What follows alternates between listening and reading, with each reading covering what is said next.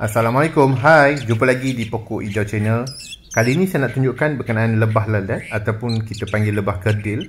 Lebah ni biasa wujud di halaman-halaman dan dia jenis lebah yang nomad.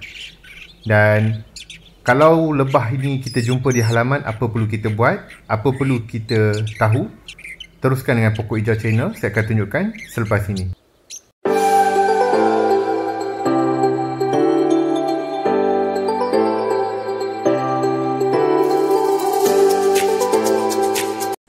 Terima kasih kerana terus dengan Pokok Hijau Channel. Ini adalah contoh lebah lalat ataupun dipanggil lebah kerdil. Lebah ini biasanya ada kita jumpa di halaman, di mana-mana pokok, dan dia biasanya dia akan bersarang secara sekejap-sekejap di pokok limau kasturi, limau nipis, pokok begini, pokok apa, palma dan sebagainya. Dan kalau kita tengok tak tinggi pun tempat dia buat sarang, dan sarangnya biasanya tidak besar lah, biasanya saiz begini ataupun sedikit besar. Dan dia bukan seperti lebah tualang yang besar dan juga tebuan yang menyengat dan sangat agresif. Lebah ni tak agresif. Kalau tuan-tuan dan puan tengok, saya dekat pun dia tidak ganggu. Cumanya janganlah sentuh dia dengan sengaja, dia akan serang lah. Jadi kalau tuan-tuan dan perempuan ada berjumpa dengan lebah ni di halaman, apa tuan-tuan dan perempuan kena buat? Saya akan tunjukkan selepas ini. Biasanya bila ada lebah begini, orang akan panggil orang untuk hapuskan. Bomber, Jepam, ataupun kalau di Selangor, di KL akan panggil My Bee Savior. Tetapi biasanya kalau kita panggil My Bee Savior pun, penyelamat lebah yang kita lihat di majalah 3, kalau untuk kes lebah lalat, My Bee Savior biasanya akan minta kita alihkan sendiri kerana lebah ni tidak berbahaya, tidak agresif seperti lebah-lebah lain dan juga tebuan. Cara untuk handle-nya sangat mudah, dan cara untuk kita elakkan dari diserang pun sangat mudah. Kalau tuan-tuan dan puan tengok di sebelah sini, saya tunjukkan sebelah lagi satu. Sarangnya hanya di hujung dahan yang dah nak jatuh ni. Kalau dahan ni jatuh, nanti dia akan jatuh lah dan dia akan cari tempat lain. Inilah sifat lebah kerdil ataupun lebah lalat ni. Dan kalau kita lihat, lebah ni sebenarnya makhluk Tuhan yang unik, pollinator ataupun ejen pendebunga yang baik. Dan kalau kita lihat ekosistem, lebah adalah satu makhluk yang perlu dijaga. Okay, mungkin tuan-tuan dan puan takut dan rasa lebah ni akan menyerang. Saya akan buat sedikit eksperimen. Saya mesin rumput dekat dengan lebah ni. Kalau tuan-tuan dan puan tengok, saya hampirkan mesin saya dan kita tengok respon dia. Okay, bila mesin tu makin dekat, kita boleh nampak lebah tu mula bergerak kerana dia mungkin rasa terancam. Tetapi lebah lalat ataupun lebah kerdil ni tidak menyerang. Dan selepas ni saya akan tunjuk saya gunakan mesin rumput tu. Saya tekan-tekankan sikit dia punya mesin rumput punya kabel kepada lebah ni, dan lebah ni masih tidak menyerang. Jadi di sini saya nak maklumkan pada tuan-tuan dan puan, kalau jumpa dengan lebah begini, jangan takut. Lebah ni bukan jenis agresif. Okey, saya tunjuk saya tekankan sekali. Tengok, dia tak ada apa-apa. Tekankan 2 kali, juga tak ada apa-apa. Dia tidak menyerang, hanya beberapa ekor yang terbang, dan dia just hanya berpusing-pusing di sekitar sarangnya lagi sahaja. Dia tidak menyerang kita, tak seperti tebuan ataupun lebah-lebah lain, lebah yang besar-besar seperti lebah yang kita lihat warna hitam dan berbelang orange dan sebagainya. Lebah lalat, lebah kerdil ni dia biasanya dia cool saja. Jadi macam mana nak handle kalau kita jumpa lebah ni? Berdasarkan My Bee Savior, cara nak alihkan dia mudah saja. Kalau tuan-tuan dan puan ada sprayer air kosong,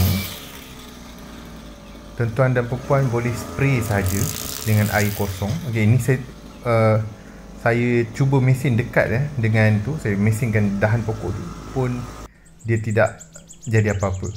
Okey, kalau mengikut My Bee Savior, untuk alihkan sarang ini, mereka maklumkan caranya adalah kalau tuan-tuan ada sprayer air, spraykan air ke arah sarang ini, termasuk kena pada lebah lah. Lebah yang kena air yang kita spray mist tu akan menjadi tidak agresif. Dia tidak akan terbang, dia akan melekat pada sarang sebab dia akan jadi berat. Air bila kena dengan dia akan melekat saja pada sarang. Tunggu dalam 10 minit, tuan-tuan dan perempuan boleh ambil dan alihkan. Budak kecil pun boleh buat, tapi saya tahulah ramai tak akan minta anak-anak buat. Itu cara alihkan sarang lebah lalat ni lah. Mula-mula kita spray dengan air, tunggu dalam 10 minit dan kita alihkan. Cabutkan je dahan macam ni.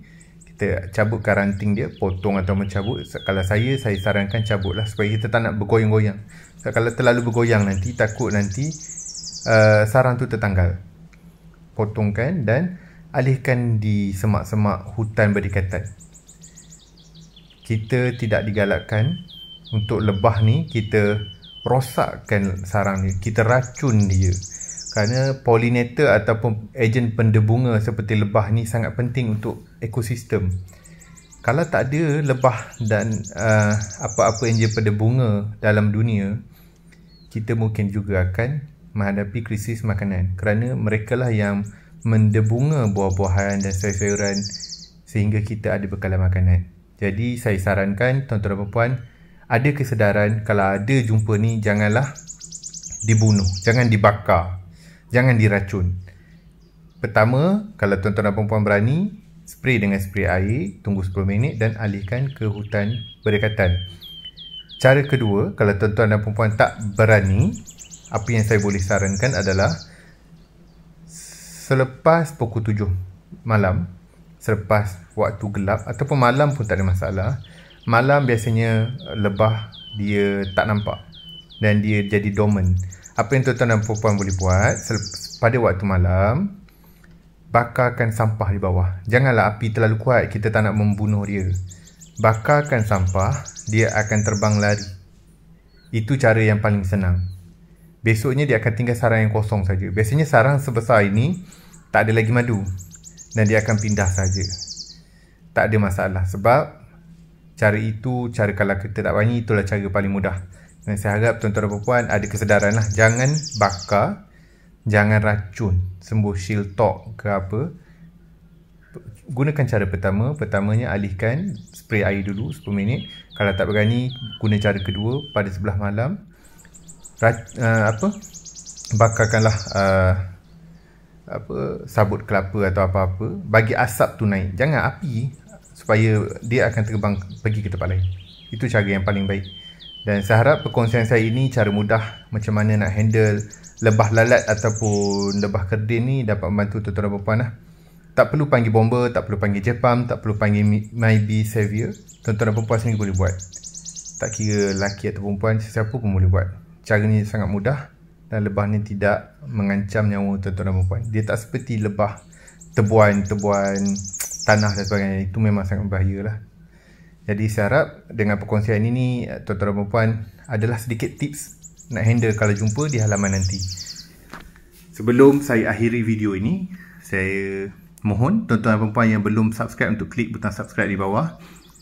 Dan bagi tuan-tuan dan perempuan yang telah subscribe, saya ucapkan terima kasih kerana terus dengan Pokok Hijau Channel dan tonton video-video yang saya sediakan. Sehingga ini saja video untuk kali ini. Jumpa lagi pada masa akan datang. Bye.